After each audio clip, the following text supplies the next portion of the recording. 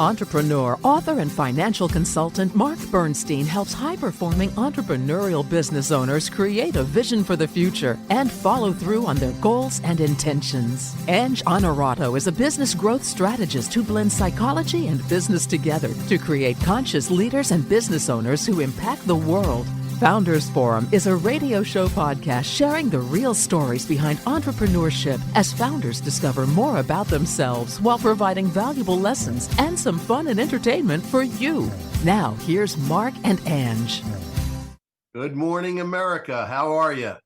It's a sunny day in Philadelphia. I say that a lot. You'd think it's always sunny in Philadelphia, but it's not. So anyway, happens to be a sunny in Philadelphia day. Ange, how are you this morning? I am well. And I'll take the sun and the warm weather here in early November. That's not usually typical for us, so I'll take it. We are on Zoom today, which we aren't usually, and I'm looking out my office window in my house and I'm seeing the beautiful autumn leaves. There's parts that are already gone, but today the colors are great too. It's really beautiful. So Ange, I know you have a topic to start out our day. And it's interesting because you're talking about the leaves changing and falling, and we were talking offline, and I said, this word kept popping up for me this last week, and the word pivot. And sadly, it came up amongst my group of friends initially because with the untimely and for me very sad passing of Matthew Perry, we kept talking about some of the famous Friends episodes and the famous episode with the couch, and they're yelling pivot and all of that. And it's just a silly, take on the term, but it's also come up a lot in my work all week. And I've heard it from a lot of clients and candidates and leaders. And the topic about, unexpectedly feeling like they've had to pivot a lot very recently. So whether it's in their lives or businesses or service offerings, and, there's so much going on in the world that it was interesting that people were talking about changing and pivoting and refocusing and, all of that. So yeah, it kind of was a big topic for me. And, I was wondering, if you had anything this week, Mark, and I know I'm excited to introduce our guest. It's someone I know and have worked with. So I'm excited to introduce him, and this is a big piece for him. But what are your thoughts on pivoting right now?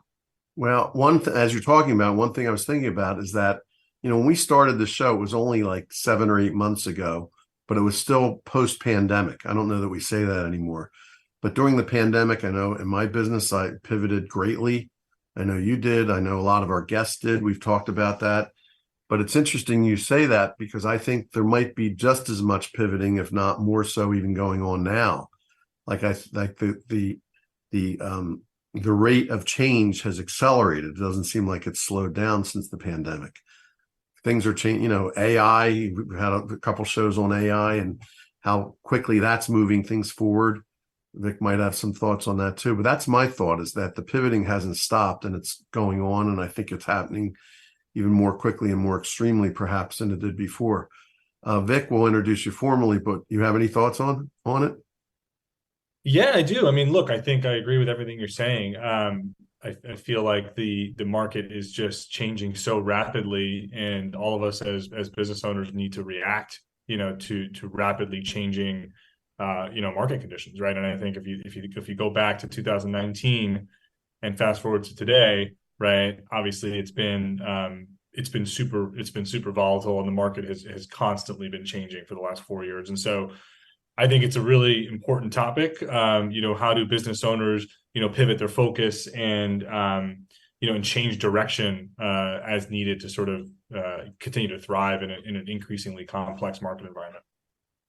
Yeah, absolutely. Well, Vic, this is a great time. Let me introduce you formally to our listeners, but first I want to say I get so much enjoyment out of having guests like yourself on that. We love meeting new guests, but when I get to bring people on the show that I've had some interactions or I've known from, previous work, it's really exciting because, I asked you to join us today because I think the company that you founded, Graphite, and you're going to talk us through that journey, is really, really exciting.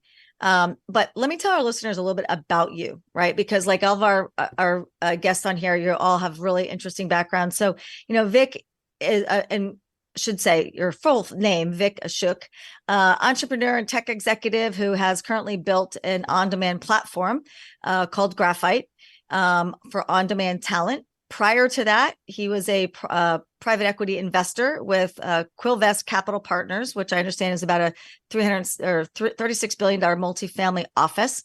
You're recognized as an expert on all things related to gig economy, future of work, freelancing, on-demand labor, and that's really near and dear to my heart. That's how we connected. And basically, he has built a company that is a seamless, to provide seamless access to the world's best and top independent talent. So he's going to talk us through that and really what the importance is in the marketplace today. And, we worked together at a previous company. And, Vic, why don't you take us through your journey of, where you started, how you've pivoted, and, how Graphite has come to life? Sure. And first of all, thank you so much. I'm super excited to be here. So thank you all for having me on the show today. So a little bit about me. I grew up in New Jersey, so born and raised in New Jersey, immigrant parents. And as a kid, I was always actually pretty fascinated with entrepreneurship. It was just something that I loved the idea of building something from scratch. And so I've always had this kind of bent towards being an entrepreneur, and I've always been fascinated by business, and more specifically, actually, eBay was a company that I was really interested in when it first came into the market, and I was kind of a kid at the time, and I just thought it was so cool that all of a sudden you could buy and sell things online to people all over the country and actually all over the world. And so I've had this fascination with marketplaces since I was a kid, and I was actually an early user of eBay. And so, I went to college in New York, and, I studied math and economics. So I was always kind of a science bent and fascinated by science as well. And then I started my career at a private equity firm, as Ange mentioned, called Quilvest. And so we did traditional private equity deals across industries. And so it was a great way to start my career. And I learned a ton, really fast paced environment. And one of the things that led me to being where I am today was a problem that I identified as a private equity investor in the market. And so I was a consultant to the portfolio companies of my private equity firm, and they started reaching out to me to help them. And they just didn't have a way to get work done efficiently and cost effectively. And so they were turning to me to come in as a consultant and help them. And so I started out doing independent consulting work in the finance function for my private equity portfolio companies. And that was when the light bulb went off in my head that there was a much bigger problem in the market that I'd actually sort of stumbled into. And I got really excited about, creating a platform where companies could hire, on-demand talent quickly to get, really important work done. And that's really what we're building today in Graphite. And just as a frame of reference, Vic, I think almost 10 years ago, you started your company at this point, correct? That's right. Yeah, we launched in 2014. What kind of challenges did you face in building the company? Because I know it's never easy to start a business. What kind of challenges did you face, and how did you handle those challenges? Yeah, it's a great question. I mean, there were a ton of challenges in the early days, and I think one of the things that was in our favor was that we had a lot of conviction about this problem in the market that we were solving. And so that was the good side of it, was that we had some specific knowledge about how, private equity firms work and how their portfolio companies work, and, what the talent needs at those organizations look like.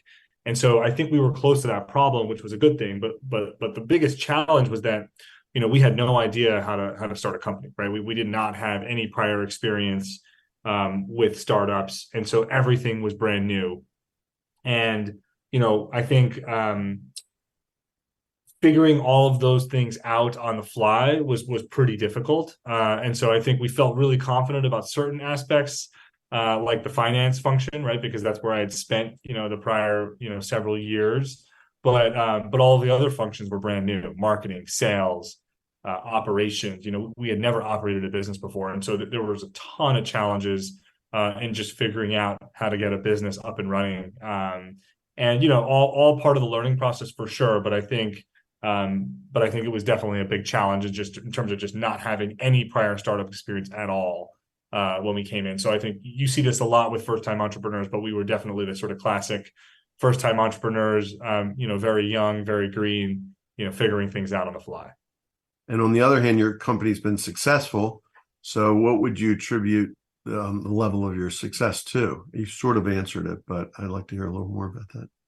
Yeah, absolutely. So I think, I think we've one of the things that has worked well is that I think we have over time, figured out that there's a real problem in the market that we're able to solve, for a few customer segments. And I think I'll start by saying, one of the challenges, again, that we talked about a little bit, one of the other challenges in the early days was that we really didn't have enough focus. I think we were trying to be everything to everybody. And, I think one of the things we learned was that the more you can focus your energy on fewer types of customers and really understand their problems deeply, I think the more successful you can be. So that I think was a key moment for us in terms of narrowing down our focus area to a few customer segments that we felt we felt very passionate that we could solve a problem for. And those three segments are corporate, so Fortune 2000 companies, professional services firms, and then the investment community, so private equity and venture capital firms, which is of course where I started my career. So that was the original use case. And I think narrowing our focus and really understanding those customers deeply and building our solution around them was a key learning for us and a key moment in terms of being able to build Graphite into what it is today. Yeah, and Vic, I think I love this story because you start by describing the fact that when you were doing the work that you do, you also saw a problem in the industry and a gap and something that really needed to be filled. So just take a moment, if you don't mind, for our listeners, because, when we talk about things like the gig economy, on demand, and future of work, right? Those are some really common, I would say, in our industry, yours and mine. We live in this sort of human capital space, but give your own definition, if you don't mind, just briefly, in terms of what do those things mean for the everyday person, right? Because I think to a lot of folks out there that are in a corporate role right now, for example, that are thinking, I don't know what I want to do as the next step. I don't know if my job's going to last much longer. I'm thinking of pivoting, right, into something else. So just give us your definition of those things to kind of normalize that for people. Yeah, absolutely. So I'll talk a little bit about, the market trends that we're seeing. And so it comes back to kind of the original thesis that we had for the company, which is that the workforce is really in flux, right? And so I think that this is a trend that's been happening, over the last decade or more. But more and more of the workforce is sort of moving into a freelance type capacity, right? And so there's some really compelling, stats out there in the market about this, right? Over 50% of the workforce is expected to be freelance by 2027.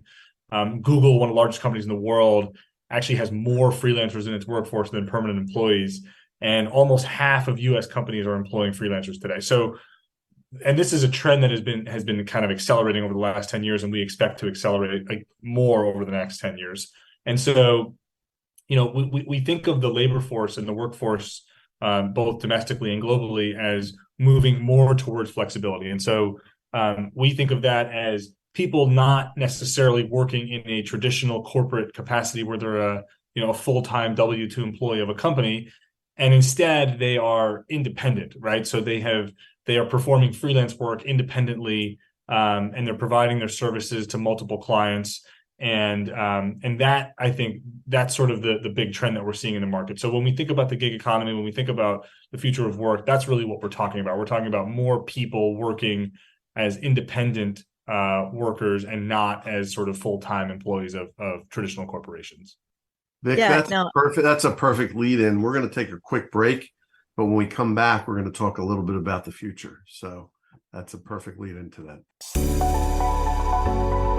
Hey, business leaders, feeling the headwinds from the broader uncertain environment in your business? Meet Graphite, your solution to getting work done smarter, faster, and cost-effectively. With over 10,000 independent experts worldwide, Graphite connects you with top-tier talent tailored to your needs. Say goodbye to rigid contracts and hello to flexibility. Scale your teams up and down as needed, paying only for work delivered. Why choose Graphite? It's the right size, cost-effective, and flexible. Offering expertise of former MBB, Big Four, and Fortune 500 professionals without the hefty price tag. Plus, Our seamless process makes finding, vetting, and onboarding experts a breeze.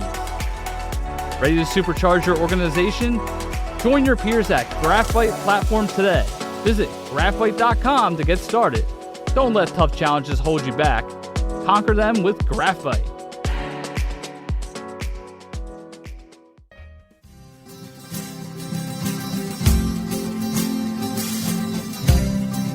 Okay, we're back on Founders Forum. And were you complete on your question, or should I get right into the 3-year vision? Yeah, no, please jump in, because that's a whole nother, we could probably talk about that topic for another hour and a half with Vic. So we want to get to the rest of his story. Yeah. So Vic, if this were November of what year are we in? 2026, 3 years from today, and we're all sitting here talking, and we're looking back on the last 3 years, what would have to happen during that period of time for you to come back to us and say, hey, that was a very successful year for me professionally, business-wise, personally, maybe financially? What does that future look like for you? Yeah, it's a great question, and something we think about a lot. And so I think based on everything we've talked about so far on the show, we really believe that independent talent and freelancers can power some of the most important work at the largest companies in the world at scale. And so that's kind of how we think about the future, right? If we look out into the future 3 years, we're expecting a significant portion of the largest companies in the world to be leveraging independent talent across their businesses, powering various different work streams. And so that's something that we feel really passionate about, and our goal is to sort of bring that vision to reality. And we're starting to see the signs of that already, which is really exciting. But there's so much more work to do. And so we believe that if we can continue to educate the market about the value of a flexible workforce, we think we can execute against that vision. And so that's kind of our vision as a company. And then personally, look, I think it's been a great journey, right? Being a founder and transitioning from founder to CEO. And I think that's for me personally is a big area of focus is continuing to develop as a manager. I think one of the things that nobody tells you about starting a company is that you start out as a founder, but then you quickly become an executive and a CEO. And those are two actually very different jobs. And so one of my personal goals is to just continue developing as a manager, becoming a better manager, so I can continue to lead the company more effectively over the next 3 years. And so that's a personal goal of mine in terms of professional development. And on the personal side, love to travel, and so we look at we travel to national parks extensively, and so we've been to 37 actually, believe it or not. And so if we can get to 40 by 2026, I think 2026,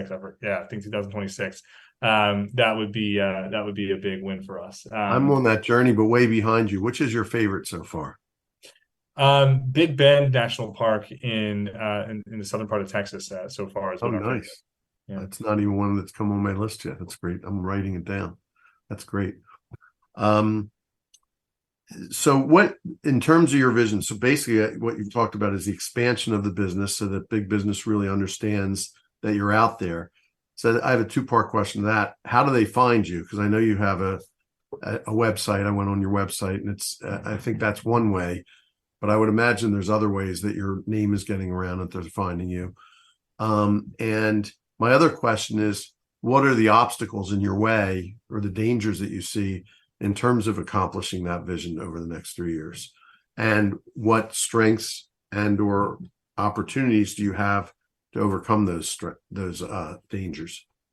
Yeah, absolutely. So the way we get clients is, we focus on sort of enterprise type companies. So like a lot of enterprise focused companies, we do a lot of education of the market. So we do a lot of demand generation and marketing activities to sort of create awareness about Graphite. And then we have an enterprise sales team that will talk to customers, understand their pain points, and sort of educate them on the value of freelancing and how freelancing can kind of transform their business. And so we nurture companies through a process of educating them if they're new to it. Obviously, some, not all. Obviously, at this point, many Fortune 2000 companies are using freelancers. but it tends to be pretty fragmented, right? So it's across the business. There may be some parts of the business that are, and some parts of the business that aren't. And so our job as the platform is to really educate the market and help people understand how they can get value out of a flexible workforce. And so that's kind of how we go about doing that. And so we spend a lot of energy, across that life cycle of educating the market and getting people up to speed. I think in terms of some of the challenges. One quick question I just want to ask you: freelancers, the word freelancers. Yeah, I would imagine that's you've called them, independents. How does the word freelancer sound to people in big business? And I could imagine that could have a little bit of a negative connotation. Am I right about that? Do you need a new word, or is that? It's actually an interesting question. It's been changing, right? So I think freelancer is the historical term, right, that describes somebody who's working independently. We actually call our talent pool experts because they are experts in their fields, and so our talent has anywhere from 10 years of experience all the way up through 50 years of experience. Typically, they've worked at a large corporation or a large consulting firm. And they've built really strong skills and domain expertise. And so, so we actually refer to our talent as experts. And so, look, I think freelancing, maybe the term historically has had a little bit of a negative connotation, but actually I think that's really changing dramatically, right? So, so many. I mean, just my little bit of input, because I saw experts on your website and I said, "Oh, that's exciting. I have access to these experts." If you said access to freelancers, I don't think I'd have the same reaction, right? So yeah, no, I think that's true. And I think part of the education of the market that we need to do is to help companies understand that these people are experts. And if you look at their backgrounds, and you see the kind of work that they've done in their history, it really speaks for itself, right? If someone has spent 15 or 20 years at a Bain or a McKinsey or a BCG, a top consulting firm, and has then also gone on and had operational roles and has set up a consulting business, they are extremely experienced, expert level talent that that can deliver a ton of value to a Fortune 2000 company. And so we think the right term is actually experts. And that's why we use it, sort of extensively throughout our business. Yeah, and Vic, I could be wrong as well, but I think what you're talking about is what Graphite does, I think, so well is you educate not only the clients and sort of helping the market kind of shift the language and the way that we think about this on demand, and really that it is a future and people are going into this field as a career. They're not doing it the way that it used to be thought of as, well, I'm in between roles or I got laid off. I'll just, this is a purposeful choice that people are making. Yes, it's a very intentional shift. Yeah. And so that's a great point, because we actually focus on people who have chosen to do independent consulting, work for a living. And there's a ton of people out there that have amazing skills and expertise that have voluntarily chosen to do that. And oftentimes they're super successful, and in many cases they're actually doing better than they were doing when they were working for a company.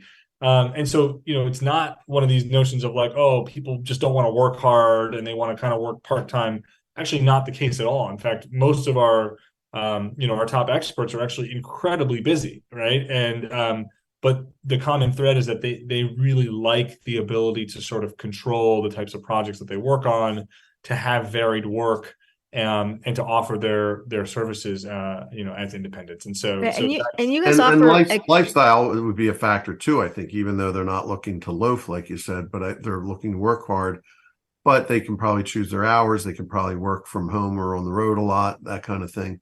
So I would think that whole culture change that we're going through in terms of remote working has a lot to do with that as well. Absolutely. Right. Yeah. I mean, I think, the pandemic and everything has accelerated remote work, right? It's taught the entire world that work can actually happen remotely. Right. And I think we are, even at the largest companies in the world who have traditionally had most of their workforce in person, have had to shift and actually operate entirely remotely for a really long time.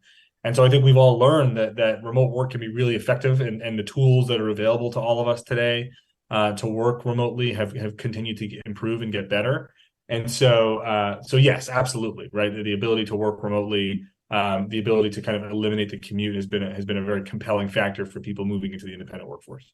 And I think, Vic, for people that are deciding to come in and choose this as a career path, but they themselves may not be adept at sort of how do they go and set up their lives and their work and their own kind of branding. I know you guys also do a lot I think you had something called Graphite Academy, if I'm not mistaken, right? Which kind of helps more skills or helps, and you bring in experts all the time to help that community also, get comfortable with doing this type of format, right? Absolutely. So, just like we educate the client side of the market in terms of the value that they can get from a flexible workforce, we also spend a lot of energy helping people launch their freelance career, right? And so, that's a big thing that we do, and some people just don't know, right? They have the skills to be independent and to offer their services independently, but they don't know, the first thing about getting their business set up and how to invoice and what insurance they need and all of that. And so, we help people do that, and we help kind of lower the friction and lower the bar for them to kind of enter the independent workforce. Awesome. By the way, we only have a minute or two left, so let's do our closing round questions. Ange, you have one and I have one. Yeah. So based on everything that we've talked about so far today, Vic, if you were to talk about how you got started as a kid, if you were to talk to your younger self today, from where the perspective you are today, what advice or what thoughts would you have for younger Vic? Yeah, so I think there's two things that immediately come to mind. One is just focusing on finding product market fit as quickly as possible and really listening to the market and building your business around the customer instead of building the business that you want to build. I think that was one, really key learning that I think I would certainly apply if I could. And then the second is just building less in the early days, right? I think using customer interaction to drive what you build as a startup is incredibly important. And so, and then the third, actually, if I would add one more, is, start bringing in proven executives as quickly as soon as you find product market fit. That's the time for you to start building the team and getting really talented people to come in and help you, because we've seen that as be a major factor. And I think we waited a little bit too long to do that in the early days. Last quick fun question, because we are out of time. Like me, you have a passion for music. You play guitar like I do. You enjoy the similar music to I do, but they don't know who that is. So who are your favorite musical artists and or your favorite song? Yeah. Favorite song is a really hard one. There's too many out there to choose, but over the years, I've kept coming back to Pink Floyd for some reason. It's just been I was exposed to their music as a kid, and I've always loved it and continue to love it. I do know that you like the Beatles also, and this week happens to be the week that the new Beatles song came out. Have you heard it? I have not, actually. But on the topic of Pink Floyd, actually, I was fortunate enough to see Roger Waters play in San Francisco about a year ago, which was really great. Nice. The one I want to see is Gilmore. I'm a big Gilmore fan myself, but absolutely, Gilmore or Red Rocks is where I want to be. So anyway, thanks for being here today, Vic. Great show. And thank all of you for being here on Founders Forum today. And we'll see you next week. Thank you so much.